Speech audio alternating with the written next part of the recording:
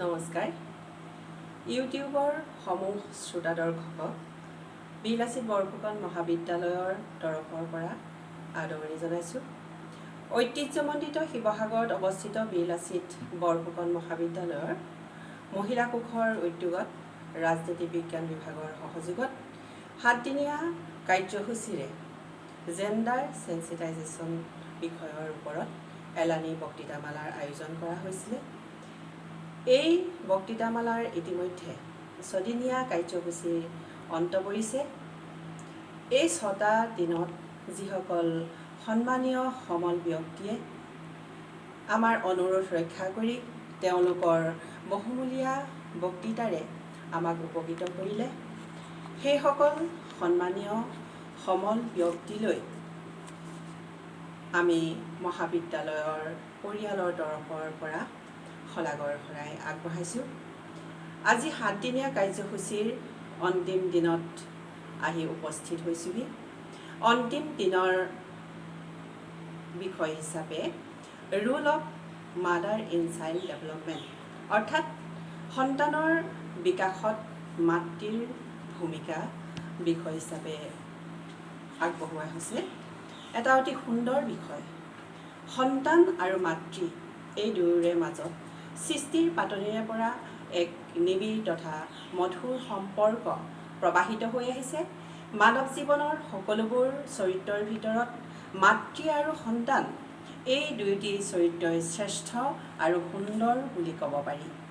বিষয়বস্তুৰ গভীৰতালৈ যোৱাৰ আৰম্ভণিতেই সন্তান আৰু মাতৃ এই দুয়োটি চৰিত্ৰৰ চাৰিত্ৰিক বিশ্লেষণ আমি পৃথকে পৃথকে আগবঢ়াবলৈ চেষ্টা কৰিছোঁ। সন্তান বুলি ক'লে সাধাৰণতে 3টি কাল বা অৱস্থাৰ কথা ক'ব পাৰি, যাৰ এক দীঘলীয়া পৰিক্ৰমা আছে। তাৰে ভিতৰত শৈশৱকাল, বাল্যাৱস্থা, বয়সন্ধি অথবা কৈশোৰকাল আৰু যুৱাৱস্থা অথবা শৈশৱকাল। এই তিনিওটি পৰিক্ৰমাকে আমাৰ আলোচনাত ব্যক্ত কৰিবলৈ বিচাৰিছোঁ। শৈশৱকাল বুলি ক'লে এটি সন্তান জন্ম হোৱাৰে পৰা 10-11 বছৰ বয়সলৈকে নিৰ্ধাৰণ কৰা হয়। দ্বিতীয়তে 10-11 বছৰ বয়সৰ পৰা 18-19 বছৰ বয়সলৈকে কৈশোৰ অথবা বয়সন্ধিৰ সময়ছোৱাক ধৰা হয়। তৃতীয়তে 18-19 বয়সৰ পৰা 29-30 বছৰ বয়সলৈকে যুৱাৱস্থাক ধৰিব পাৰি। সন্তানে বিকাশ লাভ কৰাৰ প্ৰথম অৱস্থা অৰ্থাৎ শৈশৱৰ সময়ছোৱাত এটি শিশুৱে সকলো ক্ষেত্ৰতে অনুকৰণৰ জৰিয়তে শিক্ষা আহৰণ কৰে আৰু মাত কথা স্বভাৱ চৰিত্ৰ সকলো দিশতে শিশুটিয়ে এই শৈশৱৰ অৱস্থাত আনৰ পৰা শিক্ষা আহৰণ কৰিবৰ বাবে চেষ্টা কৰে।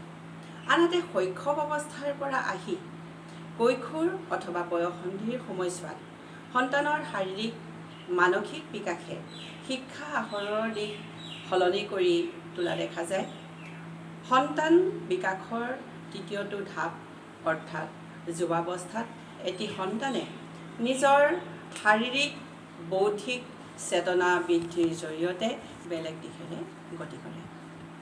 সন্তান বিকাশৰ তিনিওটা পৰিক্ৰমাৰ ভিতৰত আটাইতকৈ জটিল সময় হিচাপে কৈশোৰ অথবা বয়সন্ধি আৰু যুৱাৱস্থা অথবা যৌৱন কালকে ক'ব পাৰি। ইয়াৰ ভিতৰত বয়সন্ধিৰ সময়ছোৱাত সন্তানৰ ৰূপান্তৰৰ সময় বুলি ক'ব পাৰি, কাৰণ এই সময়তে সোণালী শৈশৱক দেউদি এটি কিশোৰে শাৰীৰিক, মানসিক, আৱেগিক, সামাজিক, নৈতিক, বৌদ্ধিক আদি ক্ষেত্ৰত পৰিৱৰ্তনৰ ক্ষেত্ৰ বিশেষকৈ জটিল সন্ধিখনৰ সন্মুখীন হোৱা দেখা যায়। শাৰীৰিক বিকাশৰ দ্বাৰা প্ৰজনন প্ৰাপ্তি, কণ্ঠস্বৰৰ পৰিৱৰ্তন আৰু শৰীৰৰ অন্যান্য দিশৰ পৰিৱৰ্তনৰ ফলত কৈশোৰ অৱস্থাত সন্তানৰ মনলৈ আত্মসচেতনতাৰ ভাৱ আনি দিয়াৰ লগতে লজ্জাবোধ, ভয়, উৎকণ্ঠা আদিৰ সৃষ্টি হোৱা দেখা যায়। শৈশৱকালত এটি সন্তানে যি অনুকৰণীয় শিক্ষাৰ জৰিয়তে গুৰুত্ব আৰোপ কৰা দেখা যায়, তাৰ পৰিৱৰ্তে কৈশোৰ তথা যুৱাৱস্থাত বৌদ্ধিক বিকাশ বিশেষভাৱে ক্ৰিয়া কৰা পৰিলক্ষিত হয়। এই সময়ছোৱাত আৱেগৰ পূৰ্ণতম বিকাশ পৰিলক্ষিত হয়।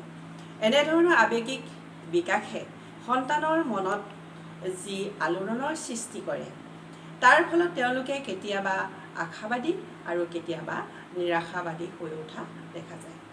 সেয়েহে এনে অৱস্থাত সুস্থভাৱে যদি নিজৰ মনক পৰিচালিত কৰিব নোৱাৰে তেন্তে বিদ্ৰোহী ভাৱাপন্ন হৈ পৰা দেখা যায়, যাৰ ফলত সৃষ্টি হয় অপৰাধ প্ৰৱণতা।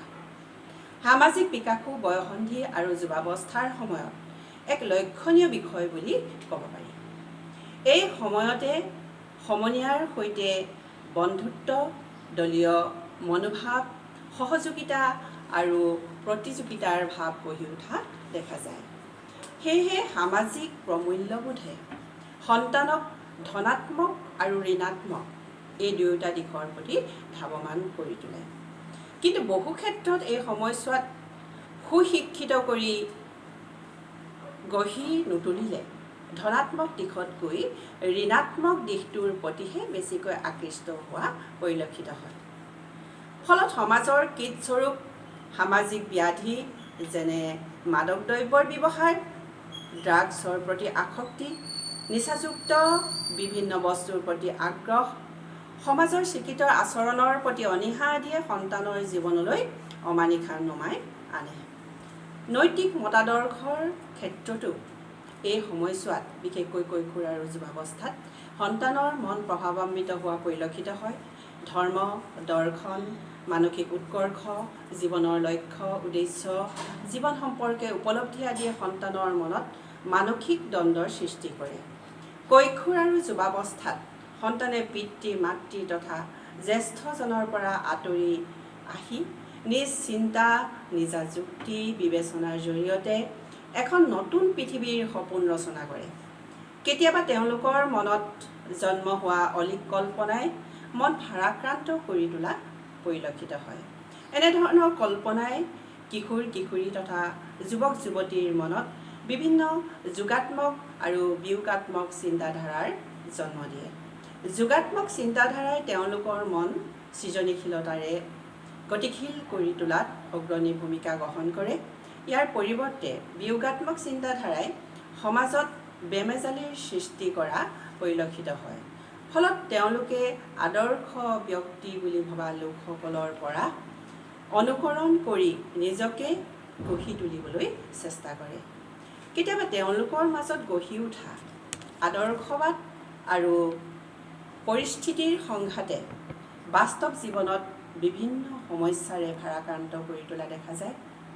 গতিকে এনেবোৰ লক্ষণৰ বাবে কৈশোৰকাল আৰু যুৱাৱস্থা এক জটিল অথবা পংকিলময় সময় বুলি ক'ব পাৰি। ইতিমধ্যে আলোচনা কৰা সন্তানৰ বিকশিত পৰিক্ৰমাৰ বিপৰীতে এগৰাকী মাতৃস্বৰূপৰ কথা আহি পৰে। অনাদি কালৰে পৰা সন্তানৰ বিকাশত মাতৃসকলৰ ভূমিকা অনস্বীকাৰ্য।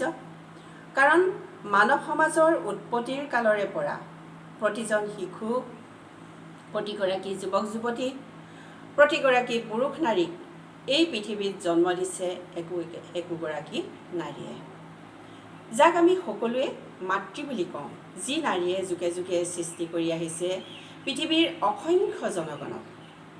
সেয়ে কোৱা হয় আইৰ সমান হ'ব কোন, নৈৰ সমান বব কোন। সঁচাই মাতৃৰ সমান কোনোৱেই হ'ব নোৱাৰে। এইখিনিতে নেপোলিয়ন বোনাপাৰ্টে কোৱা এষাৰ কথা তাৎপৰ্য বহন কৰিছে। তেওঁ কৈছিল, মোক এগৰাকী ভাল মাতৃ দিয়া, মই এটা ভাল জাতি উপহাৰ দিম। সঁচাকৈয়ে এটি ভাল সন্তানৰ গঠন এখন সমাজ, এটা জাতি, এখন দেশ গঠনৰ আঁৰত লুকাই থাকে এগৰাকী ভাল মাতৃৰ ভূমিকা। সংস্কৃত শ্লোকত মাতৃৰ সম্পৰ্কে ব্যক্ত কৰি কৈছে, নাস্তি মাতৃ সমাহ ছায়া, নাস্তি মাতৃ সমাহ গতি, নাস্তি মাতৃ সমম প্ৰাণম, নাস্তি মাতৃ সম প্ৰভা। অৰ্থাৎ মাতৃৰ সমান কোনো ছায়া নাই, মাতৃৰ সমান কোনো গতি নাই, মাতৃৰ সমান এই পৃথিৱীত কোনো ৰক্ষক নাই আৰু মাতৃৰ সমান প্ৰিয় কোনো নাই। গতিকে আমি দেখিবলৈ পাওঁ মাতৃৰ ভূমিকা সন্তানৰ বিকাশৰ ক্ষেত্ৰত যথেষ্ট। এগৰাকী নাৰীয়ে সদায় সপোন দেখে নিজকে মাতৃত্বৰ গৌৰৱেৰে গৌৰৱান্বিত কৰিবলৈ। সেয়েহে এটি সন্তানক গৰ্ভত ধাৰণ কৰাৰে পৰা মাতৃগৰাকীৰ সৈতে যি নিবিড় সম্পৰ্ক গঢ় লৈ উঠে তাক ভাষাৰে বুজাব নোৱাৰি। সন্তান এটি গৰ্ভস্থিতি লোৱাৰে পৰা সন্তানটিৰ শাৰীৰিক আৰু মানসিক সবলীকৰণৰ ক্ষেত্ৰত মাতৃগৰাকী সদা সচেতন হোৱা পৰিলক্ষিত হয়। গৰ্ভাৱস্থাত মাতৃগৰাকীয়ে ভাল চিন্তা, ভাল আচৰণ, ভাল কথা বতৰা, সুষম আহাৰ, আধ্যাত্মিক চিন্তা আদি কৰাটো প্ৰয়োজন।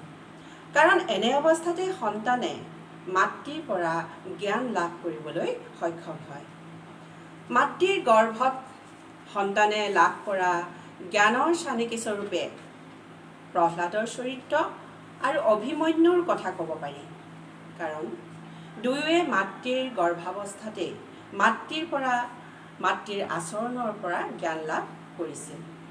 গৰ্ভস্থিতি লোৱাৰে পৰা সন্তানে পৃথিৱীৰ পোহৰ দেখালৈকে মাতৃৰ চিন্তা, ভাৱনা, কৰ্ম, জ্ঞান, আহাৰ, নিদ্ৰা আদি সকলোৰে সৈতে একাত্ম হৈ থাকে।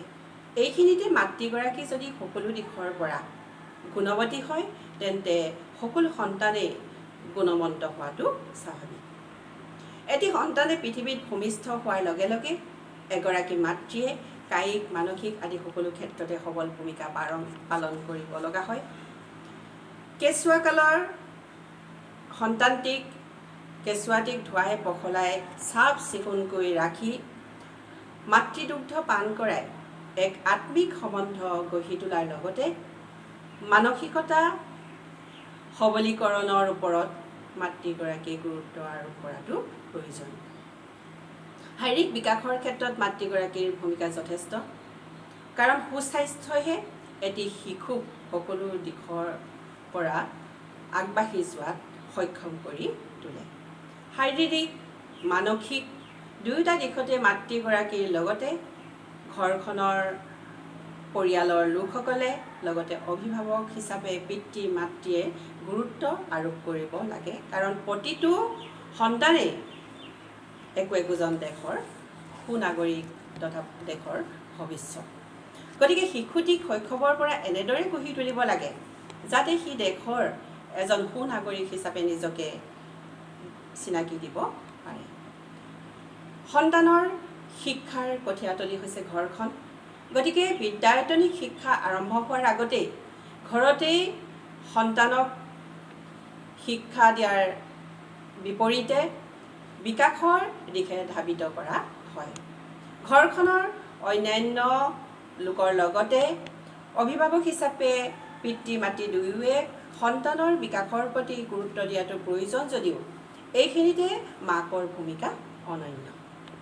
সেয়েহে মাতৃগৰাকীয়ে স্বাস্থ্যৰ উপৰিও শৈক্ষিক, মানসিক, নৈতিক, আধ্যাত্মিক, ভাষিক আদি সকলো দিশতে সচেতন হোৱাটো প্ৰয়োজন। সন্তানৰ ঠুনুক ঠানাক মাত ফুটাৰে পৰা মাতৃগৰাকীয়ে শিশুটিক শব্দ তথা ভাষিক জ্ঞানেৰে পুষ্ট কৰি তুলিব লাগে যাতে সেই সময়ত লাভ কৰা জ্ঞানেৰে শিশুটিয়ে আজীৱন নিজৰ মাতৃভাষাটো শুদ্ধকৈ ক'ব আৰু লিখিব পাৰে। আনহাতে নীতি শিক্ষাৰ পাঠো সন্তানে মাতৃৰ পৰাই আহৰণ কৰে। যিকোনো ক্ষেত্ৰতে শিশুৱে অনুকৰণ কৰা দেখা যায়। অনুকৰণ কৰোঁতে সন্তানে যাতে বেয়াখিনি গ্ৰহণ নকৰে তেনে দিশৰ প্ৰতি মাতৃগৰাকীয়ে লক্ষ্য ৰাখিব লাগে। শিশু অৱস্থাত সন্তানৰ মাজত দুষ্টালি ভৰা ছবি এখনো পৰিলক্ষিত হয়।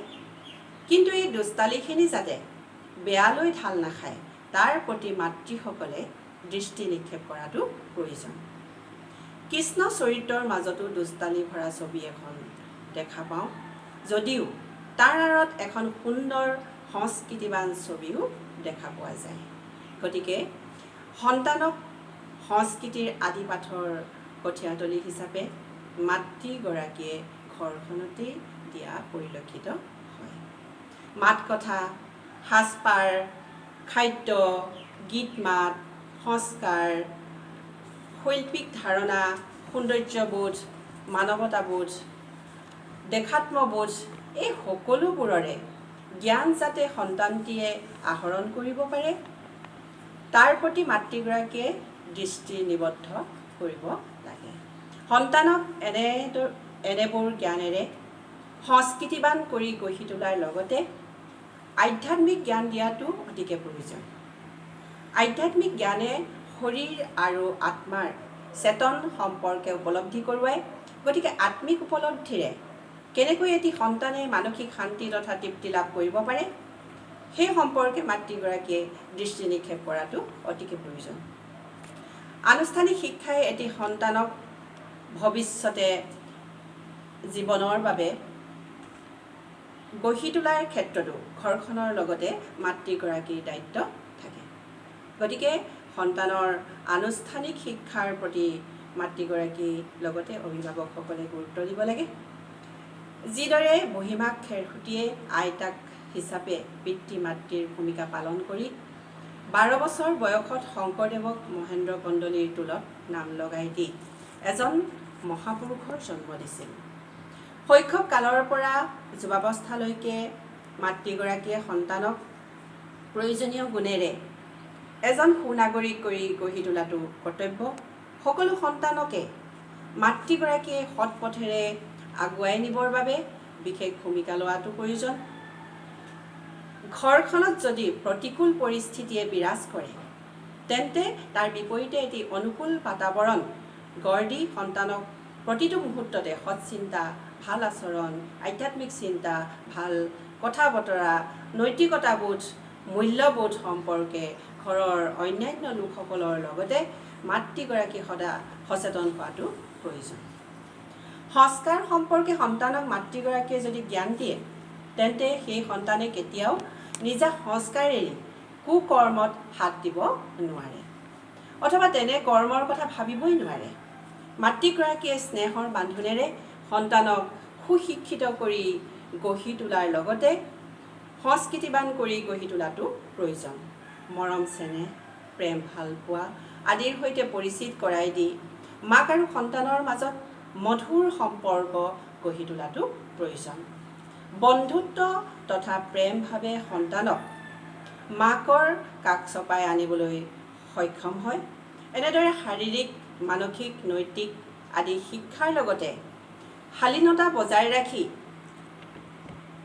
সন্তানে সাজপাৰ কেনেদৰে কৰিব লাগে, অমায়িক আচৰণ বা ব্যৱহাৰ কেনেদৰে কৰিব লাগে, টকা পইচাৰ ব্যৱহাৰ কেনেদৰে কৰিব লাগে, জাতীয় প্ৰেম তথা দেশপ্ৰেম কেনেদৰে গঢ়ি তুলিব লাগে, সৎ সাহসী কেনেদৰে হ'ব লাগে, চৰিত্ৰৱান কেনেদৰে হ'ব লাগে, নিজৰ খং সম্বৰণ কৰি সকলোকে আপ্লুত কৰি তোলাৰ জ্ঞান, নাৰী আৰু পুৰুষৰ প্ৰেম তথা ভালপোৱা আদি নানান গুণৰ বিষয়ে যদি সৰুৰে পৰাই সন্তানক মাতৃগৰাকীয়ে গঢ়ি তুলিব পাৰে তেন্তে হত্যা, হিংসা, সন্ত্ৰাস, অনাচাৰ, অত্যাচাৰ, বিবিচাৰ আদি পৃথিৱীৰ পৰা বিলুপ্তি সাধন ঘটিব। কোনো মাতৃয়ে তেতিয়া মহাভাৰতৰ গান্ধাৰীৰ দৰে চকু পানী টুকিব নালাগিব। সন্তানৰ মংগলৰ বাবে মাতৃগৰাকীয়ে শিক্ষা অধ্যয়নৰ পৰিৱেশ একোটা ঘৰখনত গঢ়ি তোলাৰ লগতে বৌদ্ধিক চিন্তাৰে কেনেকৈ তেওঁলোকৰ সৃষ্টিশীল প্ৰতিভা ব্যক্ত কৰিব পাৰে তাৰ প্ৰতি দৃষ্টি ৰাখিব লাগিব। জাতীয় গীত মাত যেনে বিহুগীত, আইনাম, বিয়ানাম, বিভিন্ন নৃত্য, অভিনয় কলা, গুৰুদুজনাৰ শাস্ত্ৰ অধ্যয়ন, নিজৰ দেশৰ সৃষ্টিৰাজি যেনে সাহিত্য, সাহিত্যিক, সংস্কৃতি, শিল্পী আদি সকলোৰে সৈতে সন্তানক পৰিচিত কৰি তুলিব লাগিব, সক্ষম কৰি গঢ়ি তুলিব লাগিব। বৰ্তমান যুগ হৈছে বিশ্বায়নৰ যুগ। এই সময়ত পৃথিৱীখন এখন সৰু গাঁৱলৈ পৰ্যবসিত হৈছে। বিভিন্ন ইলেক্ট্ৰনিক গণমাধ্যমে সকলোকে ইণ্টাৰনেটৰ জৰিয়তে বিভিন্ন দিশৰ প্ৰতি কণমানিৰ পৰা একেবাৰে বৃদ্ধলৈকে আকৰ্ষিত কৰি তুলিছে।